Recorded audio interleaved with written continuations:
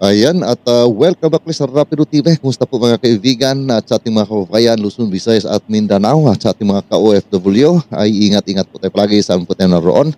At ito na nga mga kaibigan, medyo nagtaka lang po tayo dito sa ating pong napanood na balita. Na ito palang red notice, no, galing po sa Interpol, ay akala po natin na matagal na po nila itong na-request o nilakad itong red notice na ito. Pero ito nga mga kaibigan sa balita ay sama-sama po nating panoorin para malaman po natin kung ano na ba ang status nitong sinasabi na red notice po galing sa Interpol.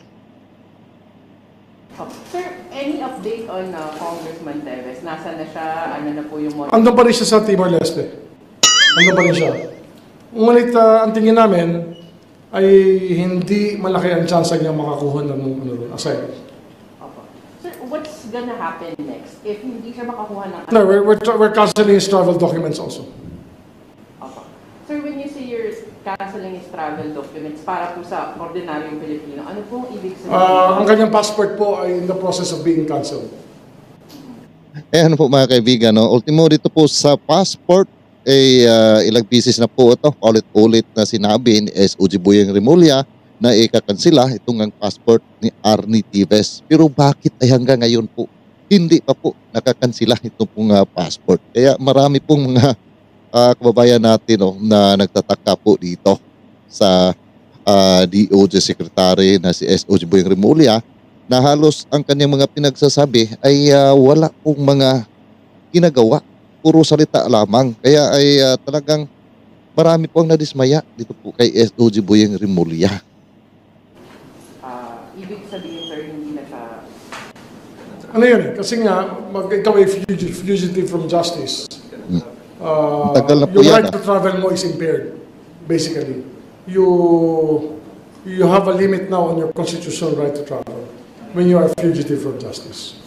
And you cannot seek the government of the Republic of the Philippines protection pagka meron kang record na ikaw ay wanted na batas. Okay. Sir, once na hindi na po, one, i-deny yung appeal for asylum, and then two, kung sakasakali pong cancel na po natin yung passport po niya, ano na po yung mangyayari sa kanya? What is he considered? Ano yan? Siyempre, on the run yan. Tumatakbo sa batas. And so, paliit na mundo mo pag ganun kasi ano nangyayari. Can you imagine, pagka napunta ka sa isang bansa na marahil gusto kang gatasan, so bayad ka lang ng bayad doon para lang hindi ka ikukulong o hindi ka huhulihin pagka meron ka ng standing record nila Interpol. Kakatawa itong si SOG Boyeng Remulla. Yung nandoon kasi bang bansa na gusto kang gatasan, mga kaibigan. Ginusto nga yan ni Arnie Teves na doon po siya kasi marami po siyang pera, di ba? Wala na pong tayong pakialam dyan kung gagatasan man siya doon po sa ibang bansa. Ang dapat po ninyong gawin dyan, nahulihin na po siya para po ay maharap po niya yung pong mga kaso na inyo pong sinasampah dyan po sa korte.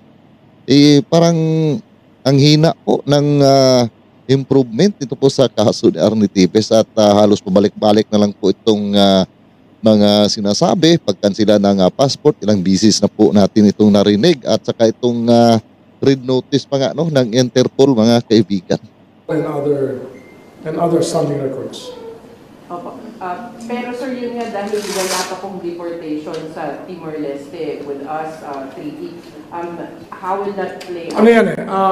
Ang isa pa kasi wina-work up din namin yun, yung Interpol red notice na nilalakad natin yun. Other topics. Interpol red notice na sa iyo. Yeah. Kasi designated terrorist eh. Yung warrants lang kailangan ilabas namin for the PCTC to enter into the record the wanted status of Mr. Teves. Grabe po mga kaibigan, no? Iwan ko lang kung ano po yung mga komento po dito.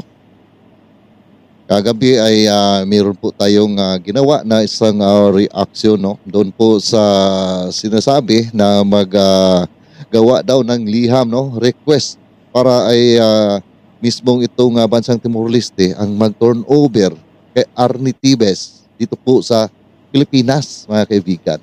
Di ba? Nandyan po sa ating video. Kagabi po natin yan na-upload, no. Kaya ay nasabi ko po na good news po yun, mga kaibigan. Pero iwan ko ba, talagang tama po ang sinabi ng ating mga kabayan na itong si SOG Boyeng Rimulya, no. Hindi naman po sa paninira, pero talagang nakikita po naman natin na halos ay puro na lang po salita at ulit-ulit lang po ang kanyang mga sinasabi na keso ikansila ito pong passport kay Arnie Tibes, ito pong raid notice na i-request po sa Interpol. Pero ngayon po, kasasabi lamang niya po, mga kaibigan, na ito pong raid notice ay lalakarin po nila. So, ano kaya ito? Ano kayang mga ginagawa po nitong ating SOJ? Bakit po ay parang takot sila dito kay Arnie Tibes? Di ba, mga kaibigan? Kasi halos wala po silang nagawa.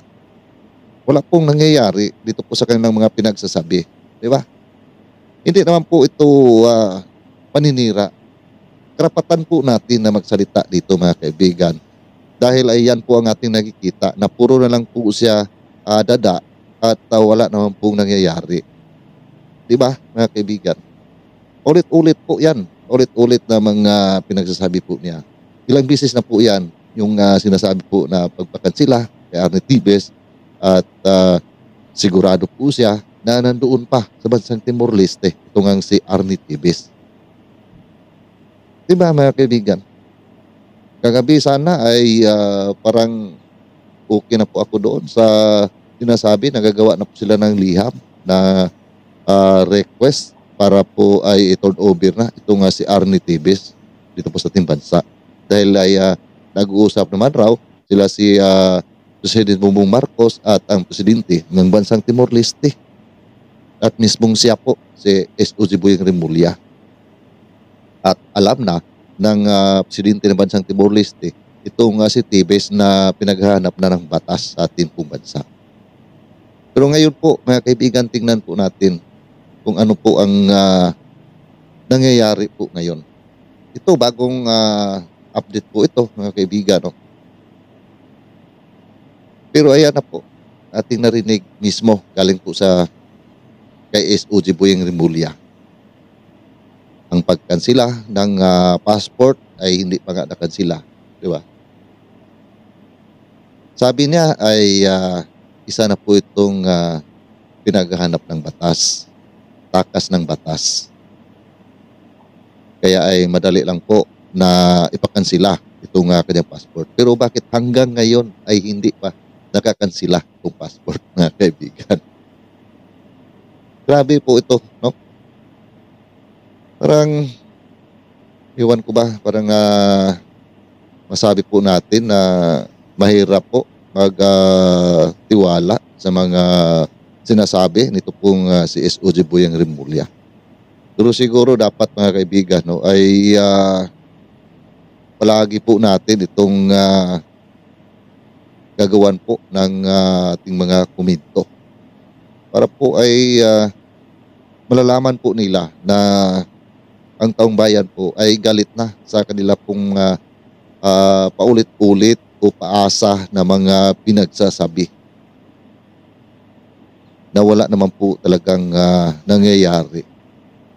Buti pa nga yung si dating Senador Manny Pacquiao nung pumunta po sa Timor-Leste ay talagang nagyayakapan pa sila si Arnie Tibes. Pero ito pong ating DOJ Secretary, puro lang po dada. Diba, mga kaibigan? Ano na kaya ang mangyayari sa ating gobyerno ngayon kung ganito po ang klase po, no, ng ating pong mga nasa DOJ, mga kaibigan? Grabe na po ito. Pagkansila lamang ng passport ay ilang paulit na po na sinabi. Pero wala pa rin po. Hindi pa rin po nakansila.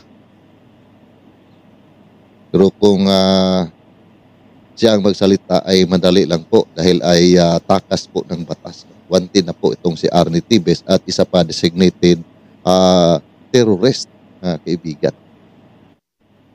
At yung pag-designate ng isang terorista, itong si Arnie Tibes ay matagal na din po yan, ilang buwan na po mga kaibigan. Pero ito pong sinasabi na red notice ay ngayon pa lang nila lalakarin. Iwan ko kung lalakarin pa talaga. Yung liham na sinasabi para po i-turn over si Arnie Tibes. Ano yun? Parang salita lamang. Dahil gagawa pa ng red notice, di ba mga kaibigan? Na samantala sinasabi po na i-turn over po. Magagawa po ng liham, request para i-turn over si Arnie Tibes. Kaya ay tama po ang mga komento ng ating pong mga kababayan doon po sa video na kang ginawa na walang magawa yan, puro lamang salita. Nakakadismaya talaga ang kaibigan. Imbis na doon po sa sinabi ko nga, yung kagabi pong video ko, sabi ko nga ay good news po. Dahil ay, yun na, mismong si SOG Boying Remulla nagsasabi na gagawa na po ng liham, lalagdaan na. Ngayong araw nga yun, sinasabi na lalagdaan na ang liham na request po para sa pag-turn over kay Arnie Tibes. Pero ngayon po, iba na naman po itong ating nabalitaan. Red notice na naman sa Interpol ang lalakarin po mga kaibigan at saka yung pagkansila ng passport. Grabe po ito. Parang wala ata tayong pag-asa dito mga kaibigan na mabigyan pa ng hustisya ito pong mga naging biktima. Meron pa kaya tayong aasahan dito mga kaibigan? Kayo po. Mag-comment po kayo sa ating comment section dyan kung ano man po inyong masasabi dito. Kasi para sa akin parang wala ata tayong maasahan sa mga ganito po na pabago-bago po ang statement, no, mga kaibigan. Hindi po ano po yung ano niya, statement niya, hindi po talagang stable. Ay parang kaiba-iba po. Pagka ibang araw, iba na naman po ang sasabihin. Di ba, mga kaibigan? So yun po ay talagang masasabi po natin na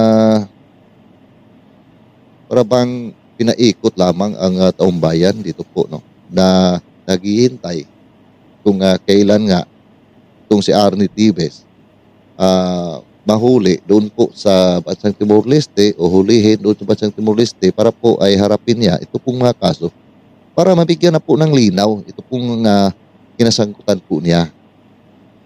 Hindi po naman natin sinasabi dito na guilty na nga itong si Arnie Tibes, pero meron na po siyang kaso na dapat po niyang harapin sa korte. At doon po nila patunayan yung pong kaso kung yun ba ay talagang ginawa po nila. Yun lang naman ang atin pong gusto malaman para po ay mabigyan po ng linaw ito pong mga nangyayari po dyan sa Negros Oriental at alam po naman natin na wala pong ibang tinuturo na utak sa mga pamamaslang, pang-abuso dyan po sa ating mga kababayan sa Negros Oriental. Ay kung hindi ay itong si Arnie Tibes. So kung ganito po palagi ang kanila pong mga ginagawa na puro na lang salita, parang halos maniwala na po tayo doon po sa mga nagsasabi na wala talaga itong matibay na ebidensya laban po kay Arnie Tibes. Di ba mga kaibigan? Dahil kung mayroon po silang talagang hawak na matibay na ebidensya para po ay madiin itong si Arnie Tibes, talagang wala na. Ginagawa na po nila ang paraan para po ay mahuli na itong si Arnie Tibes. Pero ito po ang nangyayari. Paiba-iba po ang mga pinagsasabi. Paiba-iba po ang mga paraan, mga diskarte nila. So yun po mga kaibigan, no? Talagang nakakadismaya po talaga. Ako po mismo nadismaya talaga ako dito sa paiba-iba po na mga pinagsasabi ni SOG Boyeng Remulla. Grabe po ito mga kaibigan. Ngayon ko lang po ito na rinig sa isang DOJ secretary na yung kanyang mga pinagsasabi ay paulit-ulit na lang at wala po nga nangyayari. At yung statement kahapon sa ngayon, iba na naman ang ating pong marinig. Di ba mga kaibigan? Kasi pagka mayroon na po silang liham na request dun po mismo sa bansang Timor-Leste at napag-usapan na po nila ni President Bongbong Marcos at Presidente po ng bansang Timor-Leste at naghihintay lang po sila sa formal na request galing po sa ating bansa, talagang a-action po yung bansang Timor-Leste. Diba, mga kaibigan? Pero bakit ngayon po ay red notice na naman po ang kanila pong lalakarin? So, iwan ko mga kaibigan, no? Pero para sa akin po ay dismayado po ako dito sa atin pong napanood ngayon na balita, mga kaibigan. Nasa inyo po, no, kung ano po yung komento dito po sa pahayag na ito ni SOG Boyeng Remulla. Pero umaasa pa rin po tayo na sana ay mabigyan po ng hustisya ang ating mga kababayan na naging biktima dyan po sa Negros Oriental. At yun lang po muna mga kaibigan, no? At maraming salamat sa inyong patuloy na pagsuporta, pagsubaybay dito sa aking mga ginagawa po ng mga reaction video. At sa ating mga kababayan dyan, Luzon, Visayas at Mindanao, at sa ating mga ka-OFW, yan, palagi lang po tayo mag-iingat. At pakilike naman po ang video kung nagustuhan po ninyo mga kaibigan. At hanggang dito lang po muna tayo. See you po sa next video ko. God bless all of us at ingat lang palagi.